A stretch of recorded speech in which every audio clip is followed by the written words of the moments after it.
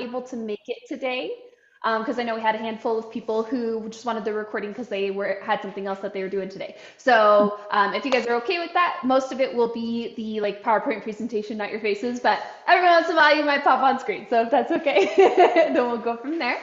So my goal is for us to, like I said, it's going to be more like a workshop. So my goal is for us to interact as much as possible and actually work through some things. So I'm going to pull up the presentation. I'm going to start sharing my screen. Let me know if you guys can see it okay.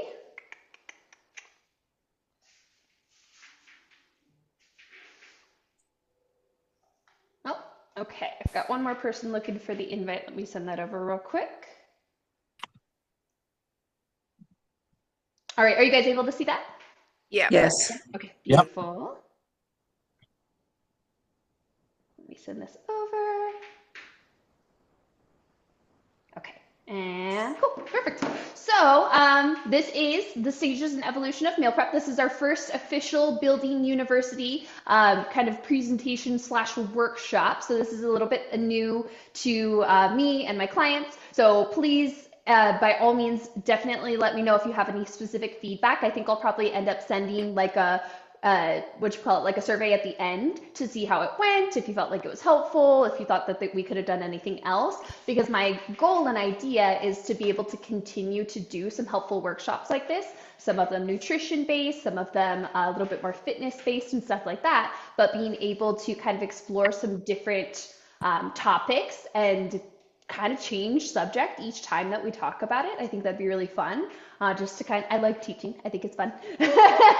So just to kind of give you guys some additional information and hopefully help you along your health and fitness journeys. So some of you are already my clients. Some of you are just my friends or my acquaintances or, take on some of my classes.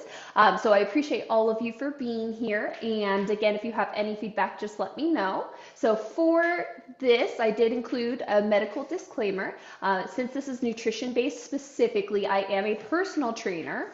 So I have a bachelor's of science and physical education with a minor in sports psychology, and then I have a master's in business administration, but I'm not a registered dietitian.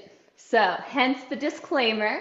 If you do need to consult your doctor, if there's anything that you're especially concerned about, please do so. But I just wanted to make sure that we at least put this in here to make sure that you guys are taking everything with obviously a grain of salt and individualizing it to your own needs, right?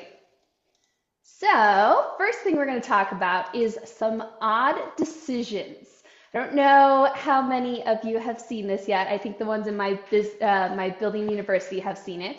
So this is something that I came up with to describe the way that we kind of implement changes in habits. Actually, excuse me, I totally missed one.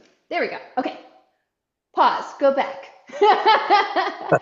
Really quick, the purpose of this presentation, that seems more important than just jumping right in. The purpose of this presentation and this workshop is not to convince anybody that they have to meal prep or that they have to meal prep a certain way or anything like that. So I just want everyone to come in with that already knowing this is not me trying to convince you that this is the way, right? This is me just trying to give it to you as a little bit more of a tool and implementation in order to kind of help you along your nutrition journey. It's something that's been very, very instrumental to me personally. So I thought it'd be really cool to at least give you my experience. And so then you guys can see if it works for you as well. So that's the first piece. I promise I'm not trying to make you do it if it's not a good fit for you. Just want to give you the information around it. So for etiquette for the call, cameras on if you can. There is a chat box. So I don't know if everyone can see that at the bottom. Feel free to use that. You guys can interact with each other. You can totally make jokes while I'm talking. That's fine, whatever. And then I'll pop in there every once in a while in case anyone has a question. And then I will also insert times for people to be able to ask questions. And then if you have something to write with, I think that would be a really great way for us to be able to do this workshop a little bit more effectively. If you don't, if you could just type notes on your phone or whatever, that's totally fine too. But last thing is the more that you participate, the more you're going to get out of it. So as much as you guys can participate, I would appreciate it. Helps me feel like I'm not just like lecturing, right? That's not really the point. It's to give you tools and to help you guys be able to figure out a good solution for you. So the first thing that we're going to do before we go into odd decision making is actually share some wins. So I wanted to kind of give it out to the crowd. If anyone has something that they've had really going well for them recently, it doesn't have to be health and fitness related, but if it is, that's awesome too. Feel free to raise your hand. You can drop something in the chat. But anyone want to share any wins recently?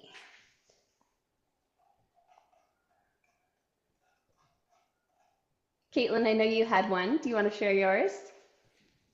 Oh, I've lost 16 pounds in the last 6 months, which for me is a miracle because I've been stuck at about 268 pounds for the last 2.5 years. So Awesome. Nice. That's an awesome one. Thank you for sharing. Awesome. Awesome. You know what, Tomas shared piggyback? one in the chat Oh, sorry. too. Oh no, you're okay. Tomas shared one in the chat too. He said he passed all his college courses. So woohoo! Hey. Priscilla, go Yes. ahead. Oh, I was to piggyback on Caitlin when she said, I've never been like in 210, and like last night I weighed myself, and so starting this meal prep and everything, I was always been like 218 and 220 something, and I just saw myself. So let me just my pants are feeling a little different. Let me just see what happens. I was at 210. I was like, what? That means I'm like this close to 209, and I'm there. I'm getting there. I was so happy. I was Let's so happy. go. Man, that was so huge. Never. I'm talking about like 3 or 4 years. I get it. I get it, girl. When you say that, I get it, man. Because man, I was like, well, I don't want to eat nothing today. But you know, you got to eat though. You got to eat. But I was yeah. just like, if I You even do have to smell food eat. right now, it's like, nope, I can't have that donut. But I was just like, wow, 210. Let's go. Let's Let's go. Heck yeah. go. Yes. Love that. Yes. All right. Anyone Man. else want to share any other wins? All right, cool, perfect. I just wanted to make sure that we gave a chance for that. So, going back to our presentation. Okay, so next thing that we're going to talk about is, like I started to accidentally say, we're going to talk about our odd decision. There it is. So this is something that I came up with basically to describe the way for us to start implementing and changing our habits.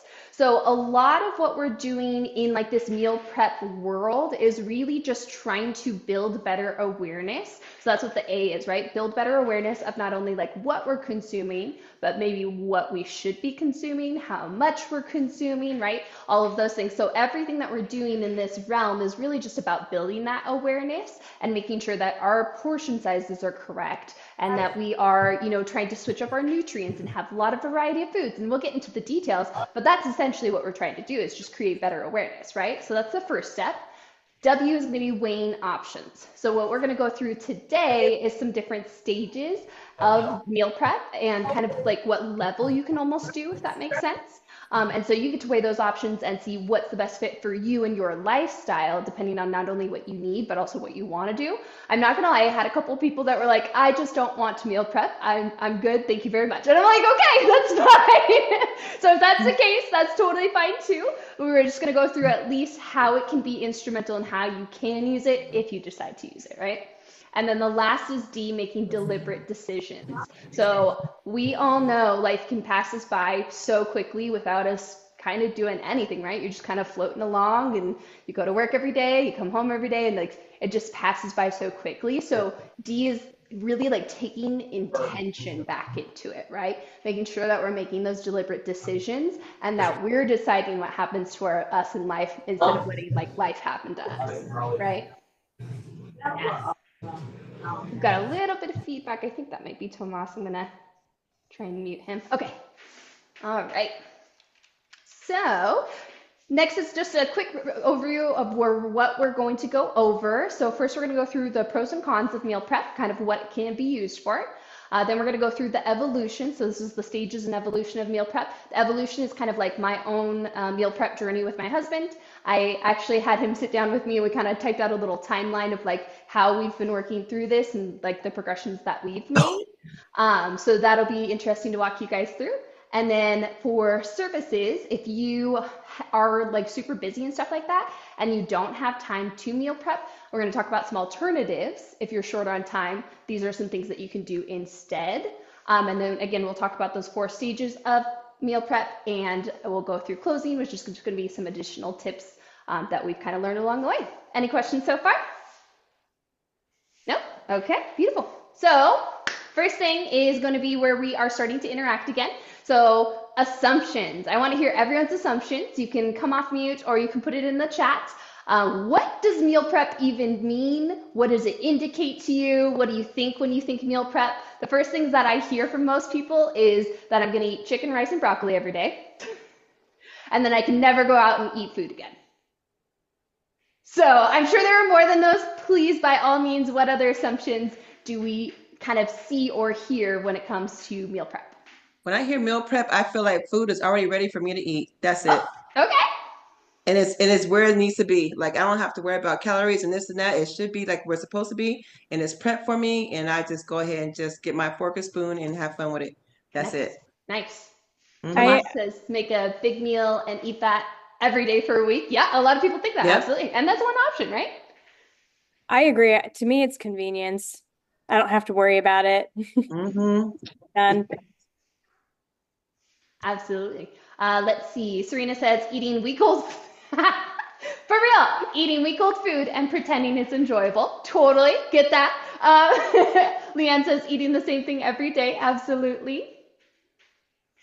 Anyone else have any previous conceptions? I'm not saying they're right or wrong about meal prep specifically. Like, what does it make you think? I also hear a lot of people saying it's a lot of work, right? Yeah. Okay, cool, perfect. So I just want to make sure we're all on the right page or on the same page, excuse me. So the first thing that I want to get out of the way is the reason that we're doing meal prep in the first place. And again, this is you deciding if it's going to be a good fit for you or not. But the main purpose of meal prep, at least for myself, and I strongly believe this, is eating real food. So it's not eating a ton of processed stuff, not going out to eat where you can't control what you're consuming or you're just buying it out of convenience and it doesn't even taste that good, right? So it's all about us like actually taking ownership of the food that we're eating and hopefully cooking it, right? If possible, but being able to like eat real food. So this is a quote from Michael Pollan. He is a journalist. And he has written a few like nutrition and health books and stuff, but he says, eat real food, not too much, right? That's the portion control part, mostly plants. Now, Caitlin, you mentioned something recently in your journaling that I thought was really interesting. What did you say about plants? Gonna have to remind me. She said that she thought that they were overrated. Oh yeah. Right? But why did you think they were overrated? Can you explain that? Because it's just everyone's like, eat plants, it's so good for you. But I feel like there are other things that you should be eating too. I tend to forget that like protein and stuff, you can still get that from plants. I just may bring gaps on that. When I think protein, I think meat. Yeah. So I don't think you're alone on that either, right? When we imagine a plate, like protein is usually like a chunk of steak or a chunk of chicken or whatever, right? Cool. I yeah. appreciate it. Yeah. So, and the reason it's mostly plants, it's not to take out necessarily meat. Obviously, some people think that because there's vegans and vegetarians and all of that. But it's not necessarily to take out the meat. It's actually just to make sure that we're getting as much nutrients as possible out of the food that we're consuming, right? And obviously, vegetables, fruits, etc., plants in general have a really great compilation of antioxidants, phytonutrients, right? So there's a lot of vitamins and minerals in them, and that's what we're trying to access. We're trying to get benefit out of those things, and so that's why it's important to include them. So I'm a huge advocate of making sure that meal prep and just literally what you're eating is enjoyable and it's something that you can sustain long term. So for me, it's not going to be like super restrictive or anything like that, right? It's going to be just trying to get as many plants as possible to make sure that we're balanced, but not necessarily eating the same thing over and over again or anything like that, right? So simple, eat real food, not too much, mostly plants. Okay, so now we're going to talk about some of the pros and cons of meal prep. Let me pop back real quick. Has anyone done meal prep before? Raise your hand if you've done some meal prep. Kristen, do you mind telling me a little bit about your experience? Yeah, Oh, so okay. we can do it together. Uh, in my experience, it was kind of scheduled out for me. I when I think of it, I think of routine. And so it was always Sunday. It was always with my husband. So it was kind of something we did together. And then throughout the week, I had various options. So we might cook chicken, but we'd prepare it in different ways because I have a problem with eating the same thing every day. I really hate it. And so we would prepare it, excuse me, in different ways so that I felt like I was eating something different each day. And we would typically do one or two meats and then some type of vegetable to go along with it. Um, my husband's a power lifter, so he's really in tune with food. And so he kind of did most of the thinking for me, to be honest. So it was also convenient. You probably heard that. Priscilla, Yeah, go ahead. exactly. No, that's perfect. Can you guys adopt me? That's awesome. For real. No, I have someone make mine for me because I'm not disciplined enough. Because number one, I know, I already know, like even starting out, I'm starting off with meal prep, so I have someone prepare it for me. So my 5 meals a day, and I get it. Eating the same thing every day, oh, I ain't gonna lie, I get tired of it. But I'm like, okay, this is the process. Let me just deal with it, and then I'll start to learn to make my own. I make my own, then I like what you guys did, have something different, but still on that same page. You know what I mean? And so I like that a lot. So you guys do it only for yourself, right? You don't do it for other people. Nope, just us. Is it okay? She I said, don't let Yeah. me like hire you. cooking. I don't like cooking, so that part Uh, I'm not a fan of, but yeah. yeah. Yeah. See, the cooking doesn't bother me. It's just me doing it. It's just doing it and then making it consistent. That's my thing. That's why I have someone else doing it for me. Yeah. Absolutely. Cool. All Yeah. right. Anyone else that raised their hand want to share a little bit about their experience? I can go. Yeah, please, Serena. We make like we do like 4 meals, so we'll do like 2 lunches and two dinners, and then we'll use like the leftovers for the next day. So we'll make like a lunch, and that'll be the leftover lunch for the next day, and we'll do the dinner, and then so we'll do like 4 meals, and then I do like a casserole type or some one breakfast that I can easily um kind of grab type thing. So we'll do like a bunch of like McMuffin type breakfast sandwiches and we'll make a million of those. So that'll be your kind of grab and go breakfast. But we try to do like four it comes out to like 4 different meals and we'll do like leftovers. So like midweek we have to like kind of prepare. So we'll do like some on Sunday and then midweek we'll do like the next half just because cooking all 4 meals on one day was a little overwhelming. Absolutely. Love that. Thank you for sharing. Patty, go ahead. Hmm. I use a an app called Meal Plan Prep Pro, and that way I can plan mine I do 5 days at a time. Um, but I like it because you can choose what type of diet you want, like if it's Mediterranean or flexible keto, whatever it is that you do. And then you can pick if you want breakfast, lunch, and snacks or whatever. And it helps. Excuse me. It helps because it's got a variety of foods to choose from or meals, and then it creates your shopping list. So that's extremely helpful for me. So I order everything on Saturdays, and then that way Sundays we can work on getting everything ready for the And week. then, Patty, to clarify, are you cooking each day or are you cooking it all at the same time? I try to cook daily, but sometimes it depends on what my week has for me. So I try to do as much as I can to get it out of the way, kind of thing. Like if it's a salad or something I can put aside, then I'll take care of it and put it aside. If it's something that I do need to cook the day of, then I do it the day of. But like the breakfast, um, the egg frittatas and stuff like that, I'll do a batch of that so that I don't have to cook it every day. But then if it has something that's simple, because there's a lot of like 5 minute meals on it, or it'll have like whole wheat bread with like an avocado toast or something with a poached egg on top, something super simple like that, then I do daily. So it just kind of depends on what the meal is. Okay, awesome. Thank you.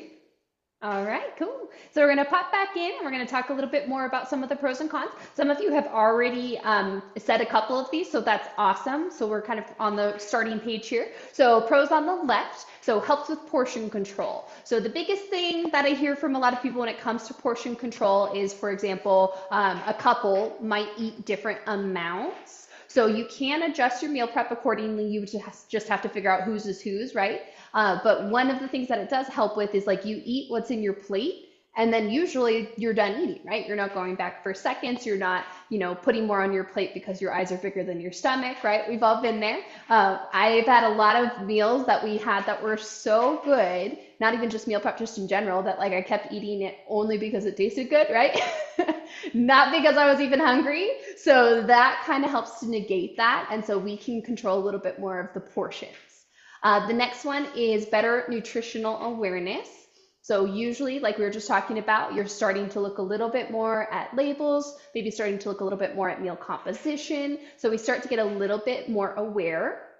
Saving money actually helps a lot when we'll talk about some techniques to do this, but when you're able to kind of buy a lot of things at the same time, or put the same ingredients in multiple meals, then you can kind of buy in bulk, you can buy all at the same time. You don't have a lot of food that's wasted because it's sitting in your fridge because you didn't use it, right? Like who has bought a whole bunch of some kind of garnish, used the like 2 tablespoons that the recipe asked for, and then the rest of it just sits in the fridge and rots, right? Like all the time. So that's super duper normal. So this also helps to cut down on food waste as well, especially if you're planning. And obviously this is going to happen every once in a while, but it's so much less as long as you're strategic about the way that you're planning it. It does save time. So there's an asterisk here. It saves time overall. The process of meal prep, for anyone that's done it, is a bit laborious. It is a little scary sometimes. With that being said, the more you do it, the more efficient it gets. So if you were to add up all the hours to go to the grocery store each evening, cook each evening, et cetera, versus doing it all at once, it does save overall a lot of time. And then you can control what you're eating, what you put in your food. Again, the goal is to eat real food. And then it can be healthier. I put an asterisk there because, I don't know what you're meal prepping. You could meal prep, ice cream. So that may or may not actually. But generally speaking, again, we're going to be able to control our ingredients a little bit more. You can work around your own dietary restrictions. So raise your hand if you have any type of dietary restrictions, allergies, anything like that. And so you sometimes go to the grocery store and you go to buy that like salsa, or you go to buy that like prepared meal, and then you figure out that it has cheese in it, but you're lactose intolerant, or that it has onions in it, but you're allergic, right? And so that makes it really difficult to shop sometimes. So this way, if we're making it, we know exactly what's in it. And then the last I thought about more recently is gaining confidence in both your nutrition and cooking skills. So Kristen, you had mentioned that you don't really like cooking, right? Is anyone else a self-professed, not really a cook? Not too bad. Almost everybody's left their hands down. Okay, I'm not that strong of a cook. I'm usually the sous chef. So good job for everybody else. That's awesome. So those are all the pros. So before we move on to the cons, can anyone else think of some pros for meal prep that weren't already listed there? And also, Tomas, you said you eat a lot for the taste. That's totally okay. A lot of people do. So our goal would be to find recipes that are still going to be enjoyable, right? That you're still going to like and actually want to eat. All right, cool. We'll move on to cons next. Thing? Oh yeah, please. I think one thing for me, it's kind of a win in that I'm starting out the week knowing I've got something done. And it's not something that's kind of looming each day that when I get done working, now I have to go do this or convince my husband to do it. Either way, but it's kind of a win, like making your bed in the morning. Agreed. I love that. One less thing to worry about, right? Definitely. Excellent. Okay. So then cons. Who had mentioned this? Was it Serena? I saw a post that I thought was funny, and they were like, oh, the best thing about meal prep, it's cold, it's old, and it's not what you want to eat. And I was like, okay, there's some truth to that, obviously, right? But it does sometimes feel like eating leftovers, and some people are not big leftover fans, so I totally get that. I will say that you do start to get over that a little bit more the more often that you do it. And it just kind of tastes more like a prepared food, excuse me, instead of feeling like leftovers. And then the other thing that you can do is do a little bit more mix and match. Like Krista was just talking about putting like different sauces or different combinations together. That's always an option if you don't want to eat the exact same thing all together at the same time. Totally fine. The singular time investment that we talked about, sometimes it does take a while to cook that many meals like Serena was talking about.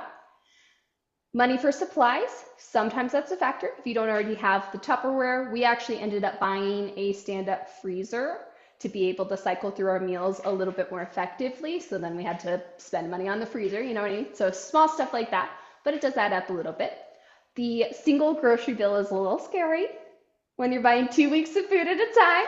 Doesn't mean that you're not already going to spend that money or maybe more, right? If you were going to not meal prep, you just have to see it all at once. And then sometimes it could be a little annoying or overwhelming to be like, oh my gosh, it's meal prep weekend again. Like we have to do this again.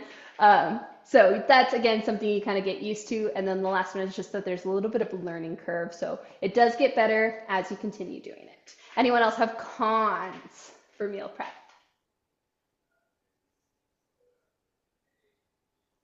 Okay, cool. All right, so I just wanted to give a couple of examples of some of those pros that we talked about. This is one of the things that we actually cooked. So top right-hand corner is the spaghetti that we cooked this last meal prep weekend. So it wasn't this past weekend, but the weekend before. We just did a simple spaghetti and meatballs, literally bought like frozen meatballs because we were short on time and we needed to make it easy. So we made some spaghetti sauce, threw some meatballs on top, threw it on top of some pasta. So I broke down our ingredients here, and this is the per meal price on the very right-hand side. We made 12 servings based off of those ingredients, which is $1.74 per meal.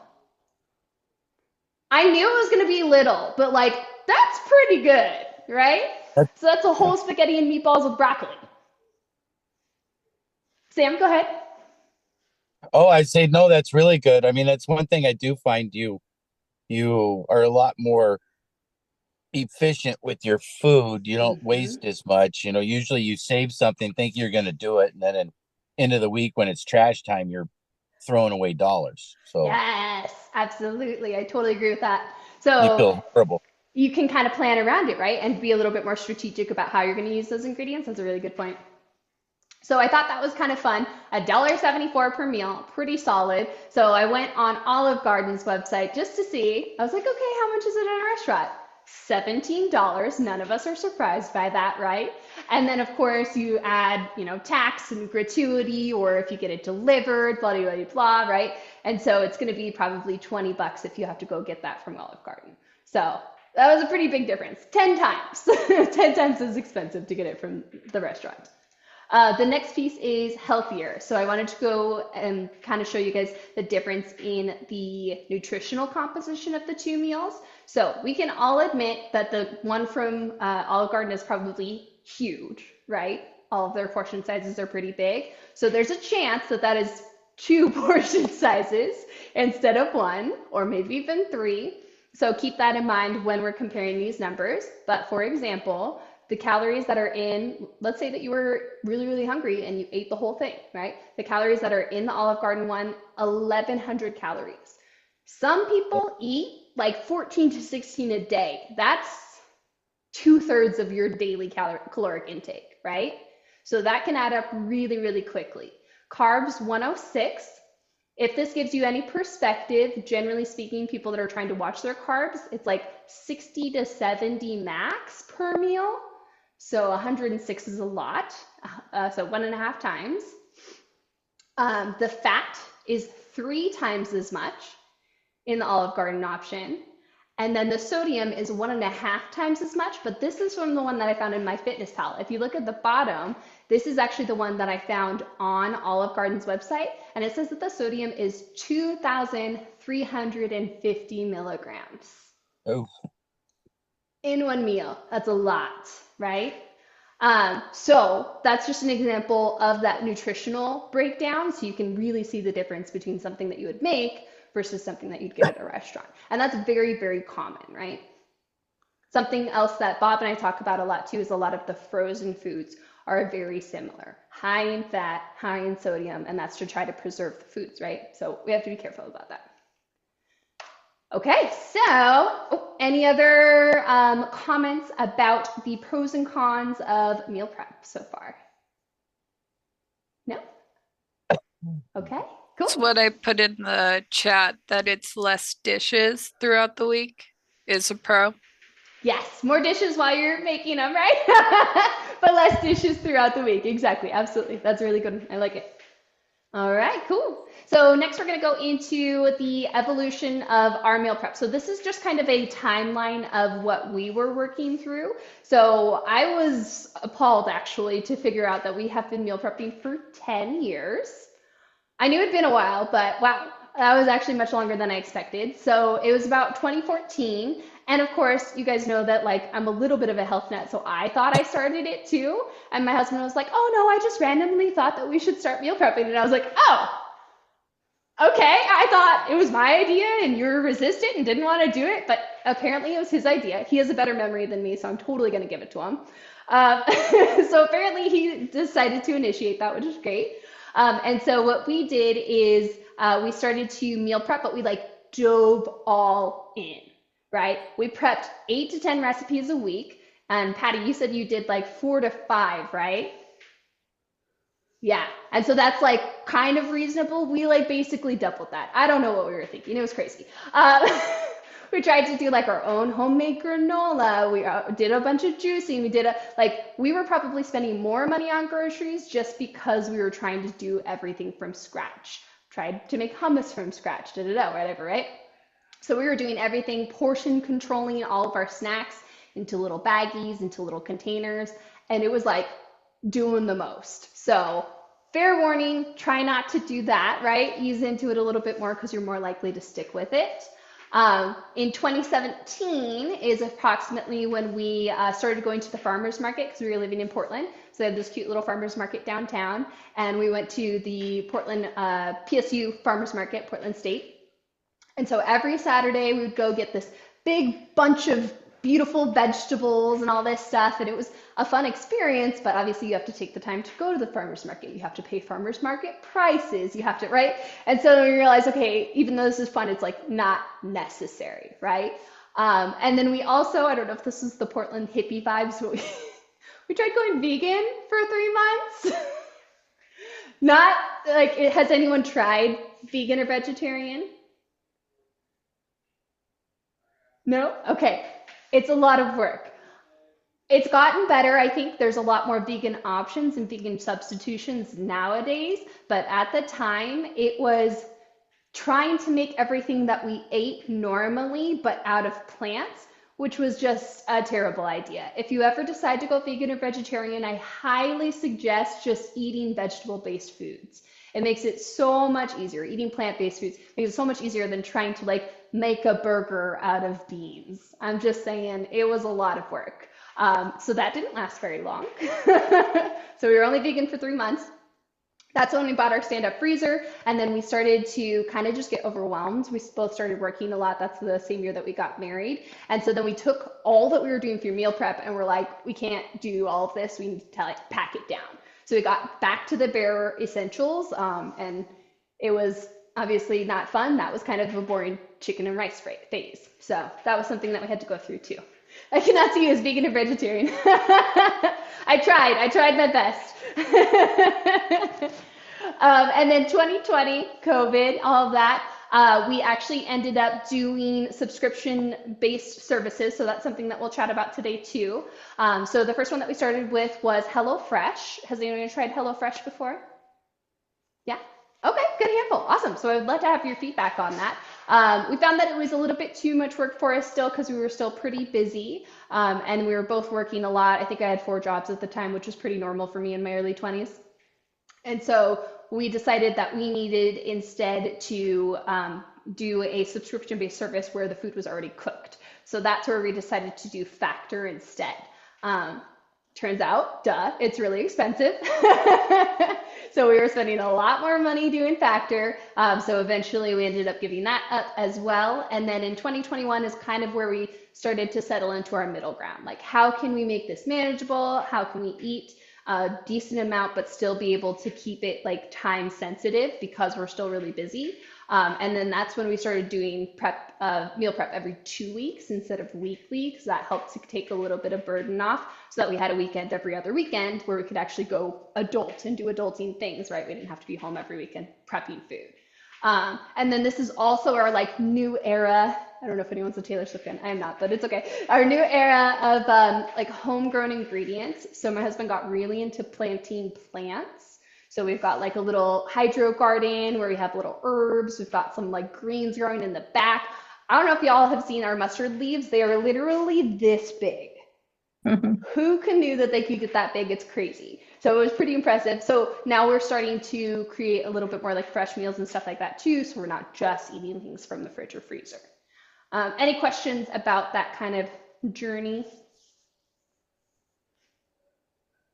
Let's see. I've seen her scarf down a big old greasy burger. Oh yeah, absolutely. And that's the thing. Again, this is all about balance. I am not telling you that I eat perfect all the time or that you need to eat perfect all the time, right? We're just getting our vegetables and plants in here as much as possible, and we're trying to make sure that we're eating really nice portion controlled meals. Those are the two main things that we're trying to do, right? Okay, so I'd love to hear about your experiences. So 3 of you, I think, raised your hand about HelloFresh. Vidora, can you tell us about your experience with HelloFresh? Yeah, the HelloFresh for us was for JB's kids so that they could follow a recipe, have the ingredients, and learn to cook. Awesome. And what did you think of it? I personally didn't partake in that. I am plant-based, and so, but they did. They liked it for a while. Okay. Yeah. We just stopped because we're able to do it on our own now. I mean, the boys have learned how to cook. Yeah. They just be able to get their own things and cook. Yeah. I love that, right? Isn't it cool to see that confidence grow and like be able to be a little bit more comfortable? So I don't think I knew for sure that you were plant-based. How is that living in a world of not so plant-based people? It's recent. It's about 2 months. Okay. I took a break from meat and other things for about, it's been about 2 months. Okay. And how's that going for you so far? I'm enjoying it. I've kind of done it on and off throughout my life. Yeah. Very cool. Okay. Awesome. Caitlin, you had also mentioned HelloFresh. What was your experience? Yeah, so we got HelloFresh, but our kitchen is a one person only in the kitchen at a time kind of kitchen. It's pretty small, so it's usually my wife who ends up doing the cooking. It was just exhausting. It's too much work after coming home because we work second shift, don't get home until like 9 o'clock at night. So to wind down and then cook and then all of that. And then they give you all the ingredients with HelloFresh. They go to waste, Mm-hmm. So true. Okay, awesome. Perfect. So one of the things that I was going to talk about was HelloFresh. So really quick, we'll talk about just the pros and cons of meal preps or meal prep services if you need it. So the recipes are already there. You just pick them on the website, which is really nice. And it ships straight to your door. So super convenient. HelloFresh specifically, you have to cook it yourself. Factor is already cooked. So keep that in mind too. There are a lot of different, like we said, a lot of different subscription-based services. So just if you decide to do one, research a couple of them and see which ones fit your specific needs. Cons is like you don't get to pick portion sizes. For example, if you're a guy who's trying to bulk, you might have to eat 2 of them, right, in order to be able to get enough. So they come already portion controlled. A lot of them are high in fat and salt. They can be pretty expensive. And sometimes you forget to change which meals are coming to you and they just auto-select for you. So we'll skip. I don't know why. I got real ambitious, guys. I was like, oh yeah, this is going to take like an hour. We're like not even halfway through. So I'm going to speed through a little bit. HelloFresh, Factor, blah, blah, blah. We're going to go into the stages of meal prep. So these are kind of the 4 stages that I've identified. And again, the goal is not to necessarily convince any of you to do meal prep. If you feel like any of these stages are helpful for you, you can stop there and have that be it, right? So stage 1 would be doubling your recipes. So Serena kind of mentioned that's kind of what they're doing, right? So we're doubling our recipes or tripling or whatever you can stand in terms of eating the same food over and over again. And then you just have stuff for leftovers. Or if you go to a restaurant, you pack that up, have something for leftovers. Stage 2 is creating a meal plan for the week. That's going to be my main goal for us to get to today. Stage 3 is going to be meal prepping like 1 week at a time. And then stage 4, which is where we are right now, is meal prepping 2 weeks at a time. And again, you do not have to get to that stage. It's just what works for us specifically. So doubling your favorite recipe. So generally we find for ourselves that we can stand to eat the same food like 2 to 3 times a week. So whatever your recipe says, if let's say that it's for 2 people and there's 2 of you in the house, try to double or triple that recipe, and then that will cycle into your meals over the next couple of days. If you feel like you're eating the same thing over and over again, then I would try to cook another meal maybe the next day and then go between the 2 of those. Most leftovers are going to be okay in the fridge for 4 to 5 days, like for food safety wise. So careful, try not to make it last a whole lot longer than that. You can cook, or you can grab groceries at the beginning of the week, or you can grab them throughout the week. So I have a question real quick, Jill. Yeah, Oh, please. I'm sorry. So like portion wise, how do you know when it's enough? Yeah, absolutely. So that's actually going to be the next slide. I got you. Oh, okay. Yeah. So this is something that I thought was funny. I saw this meme forever ago and was like, I decided to give this meal prep thing a try. And obviously it's a joke, right? But like, it's not that far off. Wouldn't it be better if you ate 1 slice of pizza and like a side salad rather than eating half of a pizza? Right? I've definitely done that. So even though they're joking, that's the idea, right? So remember that you don't have to meal prep every meal. You can leave a few days free if you want to go out and get food or anything like that. Or you can keep some basics in the household in order to be able to make like sandwiches or salads or whatever you want, right? So don't feel like you have to do every single meal. And again, that's going to end up being a lot. The other thing that I thought was really key for myself, I'm a snacker, love to snack. And I'm sure some of you have opened a bag and finished said bag of something, bag or box of something, yes? So trying to buy the portion controlled stuff is more expensive, but it can help you start to listen to your hunger cues a little bit better and or know what a portion size is. Asterisk, some of them are still not portion size. Have you guys seen those like little Ritz short stacks? Girl, in high school, I used to be able to sit there and eat a whole roll of Ritz crackers just by itself. I love those things. So the short stack is not a serving size. It's like 3 serving sizes still. So yes, it's smaller and it's cuter, but it's still not a serving size. So still keep your eye on it. However, the portion controlled ones can help with that. A lot of the manufacturers are getting it better at trying to make them like 100-calorie packs or something like that. So if you're having a hard time where you're snacking a lot, either portion control packs or try to take a portion size out, eat that by itself. So this should answer, where did it go? Oh, excuse me, it's right here. If you can wait a couple more slides. Is that okay, Priscilla? Cool. All right, so here we're gonna go ahead and this is the first like workshop portion. So I'm gonna have you grab whatever your writing utensil is, and we are going to create a meal plan. So I'm gonna give you an example meal plan of what we did this last meal prep. But basically what we're gonna do, if you wanna write down like over on this right-hand side, it kind of has a fake one, like Monday through Saturday, breakfast, lunch, dinner. What I want you to decide first is how many meals you actually want to make, right?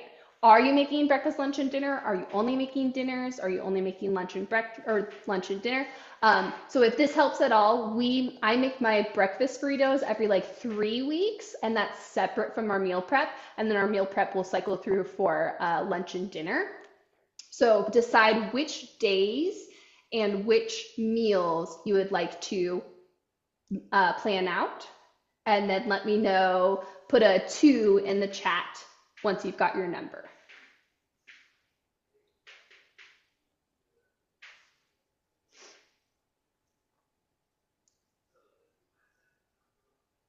So let's say you did 7 days, we did all 3 meals, that's 21 meals, right?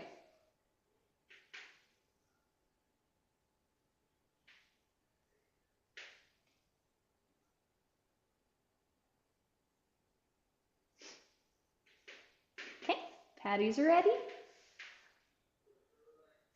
Kristen's ready.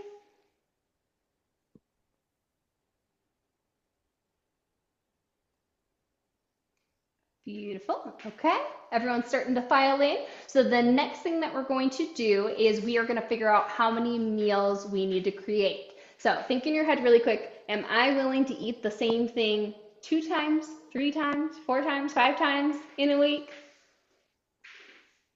And write that down. Give me a 3 once you've got that number.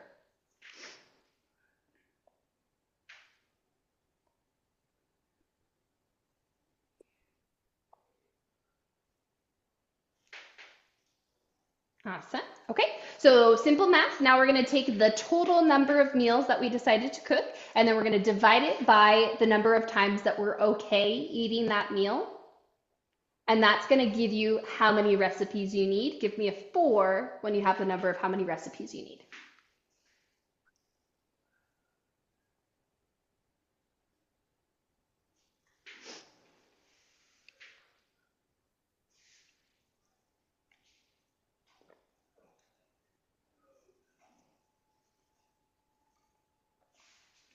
Cool. Okay, excellent. So now we have how many recipes you need. So now the next thing that we're going to do is kind of pick our meals based off of 2 things. 1, what do I feel like eating, even though obviously we're planning a week in advance? And then 2, potentially, what ingredients do I already have in the household? So right now, I want you to jot down that second one. These are some things that I have extra of. I know I've got some pasta in the fridge. I know I've got some chicken in the freezer. I know I've got a can of beans in the cabinet. So jot down some stuff that you know that you already have in the house. And or things that just sound good. And we can try to make it like a healthier version if you want. But again, the goal is mostly just to like cook food and eat real food to start. And then we can worry about trying to increase the quality of that food. We're looking at portion control and real food. Give me a 5 once you've written down either what you're interested in eating or what ingredients you have in the household.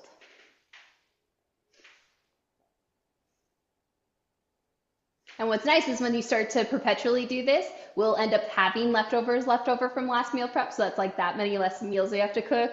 Or we'll have some extra ingredients that we didn't use from the last one. And again, that's the money saving part because then we don't have to buy it again, right? Okay, beautiful. So the next thing that we're going to do is now that we've got this list of kind of what we're interested in cooking, we've got this number of how many meals we want to make, we're going to start to put some meals together. So a couple things that you can do is actually try to overlap, as long as it's not going to be too boring, right? Try to overlap some ingredients. So for example, sometimes we'll do like a Chipotle style like fajita bowl or whatever, right? Chop some bell peppers and stuff in that. And then we'll also use bell peppers for our spaghetti, right? Or we'll put onions in both of them and then we can buy a bulk bag of onions. So start to think of some recipes and I'm here to help. So if anyone needs help coming up with an idea, start to think of some recipes that might be able to cross over between those ingredients that you already have or the ingredients that you'd like to use. And it's totally up to you in terms of if you want to pick different or similar cuisine. We like to do like different types of cuisine. So we'll have like an Asian something, an American style something, a Southern something, right? And that helps to create a little bit more distinction between the meals so that it doesn't feel so repetitive.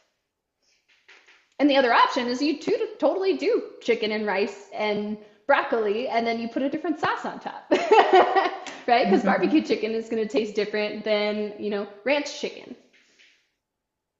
So anyone need to workshop specific recipes? I'm going to give you an example of what we made this last week. So think about it. Raise your hand if you need it. So what we made this last week, we actually had a decent amount of leftovers. So at the bottom, these were both from Patty's meal prep app. She sent them over to me and they sounded good, so we tried them. So the bottom was the hot crispy chicken over potatoes and Brussels. And then we also had some spinach and artichoke pasta bake. That one was interesting. Patty, what did you think of it?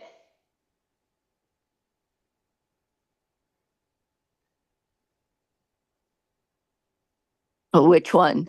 The spinach and artichoke pasta bake was the one that had the hummus and the artichokes in it.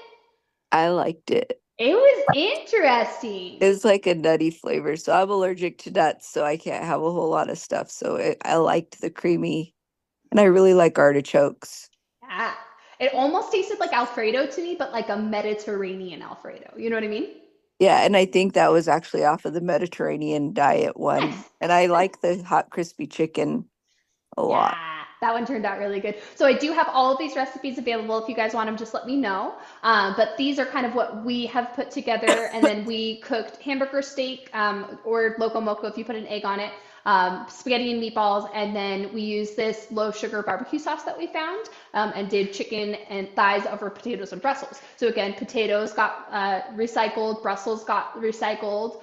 The stir-fried veggies that were in our hamburger steak were from the week before. We made Korean bibimbap bowls.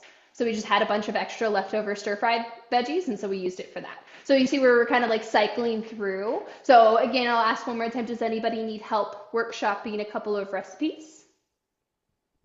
Absolutely. Okay, what do you got so far on your list? What do you want to eat? Or what do you have Nothing. already? We have a lot of extra turkey and cheese. Okay, cool. Turkey and cheese, no problem. And then do you like casseroles or anything like that? We'll eat anything Okay. as long as it's within the dietary restrictions. Okay, awesome. So there are a lot of like hamburger style casseroles that you could use both turkey and cheese in. And then that way we're already using those two ingredients that you have, but you can add extra veggies into it to make sure that you're beefing up on the plant base. And then that could go over a bed of like quinoa, or couscous is really good too if you haven't had that as well. So let me know if you want a specific, I say if you want a specific one, like I have a specific recipe, but literally what I'm going to do is go to Google. I'm telling you, this is what we do. We're like, oh, that sounds really good. And then we just go to Google and say recipe with this.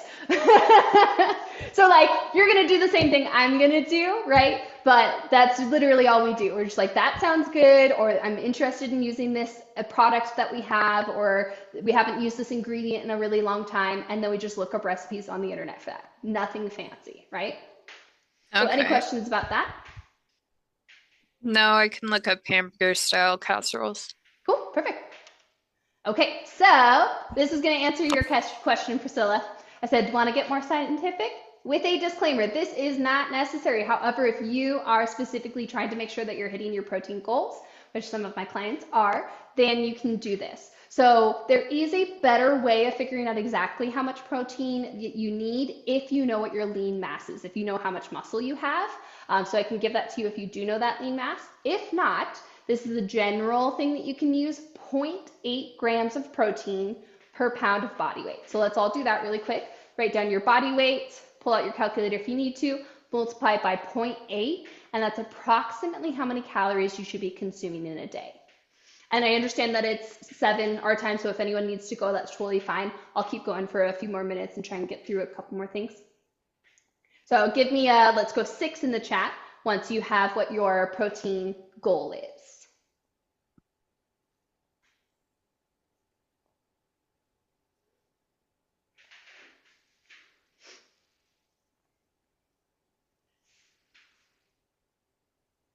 Is this based on maintenance, Michelle, or is it based on where we want to be, or? Very good question. So the one that's based off of lean mass can be a little bit more specific to where we want to be. This would be based off of maintenance. So Leanne, it's just going to be your current weight times 0.8. And that's to get your protein goal. So yes, you can be a little bit conservative. You can also pull those calories from some of the other categories if you need to. Awesome. And then write this down. This one's a little bit harder to do all together right now, but Mueller equation, actually, let me type it in here. That will help you figure out exactly how many calories approximately you're supposed to be consuming.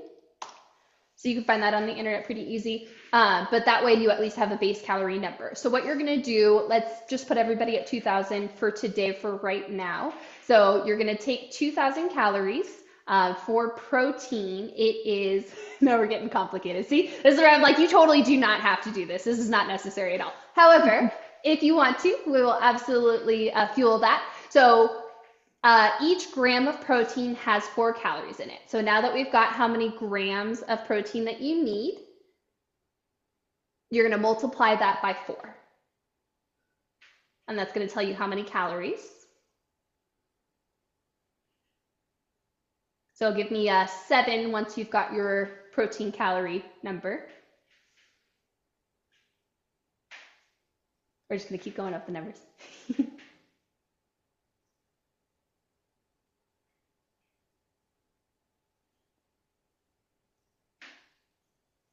Awesome. Okay, so now we've got our calorie number. So then it's like take 2,000, subtract the protein, and that's going to give you how many calories you're left with for the rest of your other 2 categories, which are going to be fat and carbs. And then I'll tell you about what to do with those in a second.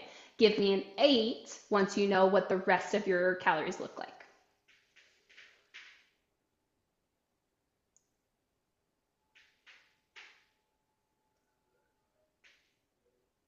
Okay, so now that we know what the rest of your calories are looking like, we're going to take that calorie number and multiply it by 60% or 0.6, and that's going to give you how many calories in carbs you're supposed to be consuming. And then everything else that's left over is the fat. Now, this is a very general equation. Each person is going to be slightly different, but it'll at least give you a nice base number so that you know where your macros are approximately supposed to be. Again, I don't think that MyFitnessPal or calorie tracking is a long-term thing. However, I do think it's really important to build awareness very early on. So if you're interested in them, now we've got our macros. Any questions about those? Did that answer your question, Priscilla? Yeah, excellent. Okay. All right. So the other thing that we were going to talk about really briefly was just these meal plan apps. So Patty already kind of told us her experience with the Meal Prep Pro. So there are a ton of apps that you can use. Some of them you have to pay for. Some of them you can just get some free resources online. But I just took a quick screenshot of one of like the top 8 apps. Who knows, you know, who said they were. But anyway, if you don't want to plan your own meals, this is a really, really good way to get started. And just like Victoria was saying, the boys learned how to cook. It's like teaching you how to compose your meals as well, right? And that's what we learned a lot out of like Factor and stuff like that. One of the things that we didn't get to talk about is the Factor meals looked teeny. Like you looked at them and you microwaved them and you were so sad because that's all that you were going to be able to eat. And then they ended up being perfect portion sizes. So it kind of made us realize, oh, we've been over portioning, right? And so then when we started to do our meal prep again, we started to take those portion sizes down, and that helped a ton because then we knew that it was not only more appropriate, but we're also consuming less calories on average, right? Cool. Okay. So then this is just some more information about when you start to meal prep, some things that you can do. One of the things that we do is we order our groceries online and then we just go grab it from Walmart in the grab and go. So we don't have to go grocery shopping, and that's super helpful. Asterisk, the produce at Walmart is a little sad. So we do go to the grocery store, pick our own produce, because it's not great. And I don't know, I'm probably OCD about this, but I just don't trust other people picking my produce. I don't think they're going to try very hard. You know what I mean? Yeah. So we do still do that. But once you get an idea, then you can start to expedite the whole process. Looking at nutrition facts, and then labeling is really, really helpful once you get to the point where you're doing 2 weeks at a time. So a couple things that we tried were, you know, putting tape at the top of each Tupperware and like writing things on them. The one that we've ended up with is an Expo marker. What an easy solution. So we literally write on there with an Expo marker, stick it in the freezer for 2 weeks. When we pull it out, it's still on there, and then it washes off super easy and we get to do it again. So if you're trying labeling, I would highly suggest that. That's the one that seemed to work the best for us. The other thing that's really fun to do, and I'll send you guys a snapshot of this since we didn't get to go through everything. But the other thing that we like to do when we do cook a little bit more in bulk is try to base the recipes. So we talked about those 2 factors before, how you were going to pick your recipes, right? But we also try to factor in what equipment we have. So that's the last thing I want you guys to write down really quick for picking your recipes is start to jot down, oh, I have an Instant Pot. I have a crock pot. I've got the oven, right? Because if you can start to pick things that are in different categories, then you can cook them all at the same time, and that exponentially saves time because then you can make like 5 recipes at the same time and just have them all going. And so we've gotten a lot better flow. We literally throw on a few movies or some music. We're just jamming out. We put anti-fatigue mats on the ground because it does take 5 to 6 hours for us, but that's again 2 weeks worth of meals, and then we never have to cook again. Don't go to the store when you're hungry. You're so right. I love that you say that because I actually created a grocery store guide that I'm going to give you guys a link to as well. And that is one of the things that I suggest. Bob, you told me that you didn't believe it, huh?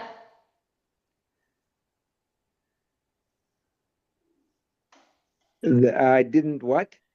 That you didn't think that it mattered if you were hungry or not when you went to the Oh, grocery store? yeah, to me, I don't think it really makes a difference. Yeah, yeah.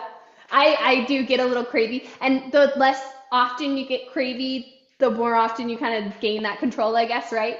Or if you know exactly what you're going for, but like going to the grocery store with the list and everything like that. Super helpful. I am going to give you guys a link to my breakfast burritos as well. And then we'll go through just the last couple of tips and then I'll let you guys go. I appreciate you staying extra.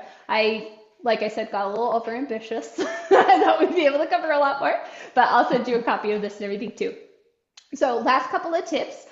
For speed, if you want things to go faster, try, if you are cooking with somebody else, hopefully, try to divide up jobs. Originally, I was the sous chef, so I was just chopping up vegetables. Now we both have like a system down, so we have the recipes I just use a Google Doc. We have the recipes in the Google Doc, and then I'll just look at what he's doing and do a different recipe, and then we'll feed off of each other. So you start to get a flow the more often you do it. You can totally use frozen or canned vegetables. Frozen's probably a little bit better because they usually blanch them and they don't add a lot of extra to it, but you can totally use that. You can use some frozen ingredients, like they have like frozen chicken strips and stuff. So like if you're actually desperate and you have no time, just do that, right? Better that you're actually eating, again, portion size and real food. And then grocery stores deli section is awesome. You can get some more fresh sides. They have chopped up veggies. You can get a rotisserie chicken. Some of them are a little high in fat. So keep that in mind too, higher in fat or sodium. But again, it helps save a lot of time. So if you have a weekend that you're pretty busy, that's the way to go. And then for quality, the other piece that we talked about is this is something that's going to happen over time. First thing is eating real food, making real food, getting good portion sizes, and then you can start to be picky about how high quality your food is. If you already are buying organic, awesome. I know it can be a little bit more expensive, so just do what you can. Our goal is just to get plants in our diet as much as possible right now is a good starting base. Avoid frozen meals or sides if possible, just because they're usually very, very high in sodium. So if you can control how much sodium you put into your diet, that's really, really helpful as well. Long list of ingredients, things you can't pronounce, right? All that stuff. That's going to be in the grocery guide. Any questions about that? Okay, last page, pro tips, aka the mistakes we've made over the years. So I wasn't necessarily going to talk about this, but I'm just going to talk about it really briefly. Juicing. We're really big juicers. We thought it was a really good idea. It literally takes almost all of the fiber out of what you're eating. And especially if you're putting a lot of fruit in there, it is basically just sugar water at that point. So if you can do at least like a smoothie or something like that where you actually keep the fiber, that's ideal, but even that can kind of spike your blood sugar. So keep that in mind. I'm actually going to give you some pros and cons of smoothies after this as well. But if you can eat your fruits and vegetables instead of drink them, that is the best option. Okay? Try to keep it simple. This is a list of some things that don't microwave well. You can prepare them other ways if you want to. Just want to warn you in advance. Oh, I forgot to add steak. Does not microwave very well. It gets very tough. And then most of our meals microwave in 2 to 3 minutes. Pop them in for a couple minutes, stir them around, pop them in for another minute. And then the last thing is that I'm a very big texture person, maybe not as much as some people, but a lot of the meat ends up being a little dry after it's frozen and then re-microwaved. So if you can marinate your meat in advance, literally just put it in a bag with some olive oil and some seasoning. And then it will be a game changer, especially with chicken breast because it can get a little bit tougher. It'll be a game changer when it comes to the texture. Cool? Any questions? I felt like we just ran a marathon. No, Shell, that was great, especially, how to find out the portions and how to even make the meal preps if you need to make them. So I'm so glad I came on today because that was so helpful. I was like, wow, I can get this like the last order. I already made it and I can just like, oh, no, I don't need you guys anymore. Thanks. You know what I mean? Good. So for Yeah, and it's literally so much more simple than I think we like to make it a lot of times. We you, like to think it's yeah, complicated, right? Yeah. honestly, I would never know it was that simple until you said that. Like Yeah. I thought it was more than that. Yeah, And then you just go on the internet and then you're like, oh, it looks good. And then if you hate it, you don't make it again, right? And then if you love that's it, you it. write it down and do it again. Absolutely. Yes. Yeah. Yeah, that was great. Any other Thank you. takeaways or anything that somebody felt like they learned or maybe enjoyed? I feel like this is going to be a whole of a hell lot easier. I've always been intimidated by the idea of meal prep, and my support system is non-existent because we are a household of, are we eating dinner tonight? Is it fend for self kind of thing? Yeah. But Yeah. now that I got the time, I just got to hook my wife into this, and Yeah. we can. Yeah, I feel a lot more confident with the resources available, and Yeah. I can just show her the video because she's at work right now. I can just show her the video, and she Uh-huh. can also see that helpful stuff. All right. I love it. Yeah. And that's something I hear a lot too is like, oh, if I can get my significant other to buy in, sometimes that takes time. So keep that in mind. Do what you need to for yourself first, even if it's just cooking for yourself, and then try to keep encouraging them. I couldn't get him to eat vegetables or salad for a really long time. So it takes time sometimes, and that's totally fine. We're all on our own journeys, right? Yep. Gary, you're just gonna eat PB&J's? You know what? Whole wheat bread. We got some butter in there. We just need to add some vegetables somewhere. Toasted. No. There you go. Yeah. Yeah. Little bananas on top. A little bananas on top. I love it. Add some plants. That's what it's good for, right? And that's a dessert one right there. That's a dessert right there. Yes. And if you can, you actually bring up a really good point too. If you can, like we just talked about with the juicing, eat your fruits and vegetables as much as possible, but have your fruits just be your dessert, right? A little yogurt, a little bit of berries, like that is an awesome, awesome way to be able to finish off whatever you're eating. And because they are a little bit higher, like sometimes they can kind of spike your glucose depending on what they are. So because they are a little higher in sugar sometimes, if you eat it post savory meal, it actually causes it to be so much less severe than if you were just to eat it by itself. So that's a whole nother subject, but just a little tidbit. Eat it for your dessert if you can. Be nice if go back to when we were kids and we used to fight over who got the rest of the veggies. Not lima beans though, not for me. Yeah, no, Yeah, well, never we the never fought, lima yeah. beans, no. The peas, the carrots, never you fought know, over the veggies. mix. All right. Well, I appreciate all of you so much. Anyone else needs any other questions? Oh, that's great. No? Okay. And then just to let you guys know as well, this last page, I'm going to send you the resources over. I'm also adding, if anyone wants to do a bonus, since you did come today, I really appreciate you doing that. If anyone wants to do a bonus 15-minute strategy call where we can like talk through your meal plan itself and make sure that you actually have like recipes and stuff, whatever you need to get set up, please let me know. You can message me. I know all of you have like my number and stuff. So that is just for you guys for coming today. I appreciate you so much. Okay, thank you, Shell. We Okay. appreciate you. Thank Thanks so you. much. you. I'll talk to y'all soon. Okay, See you soon. Bye. Bye. bye.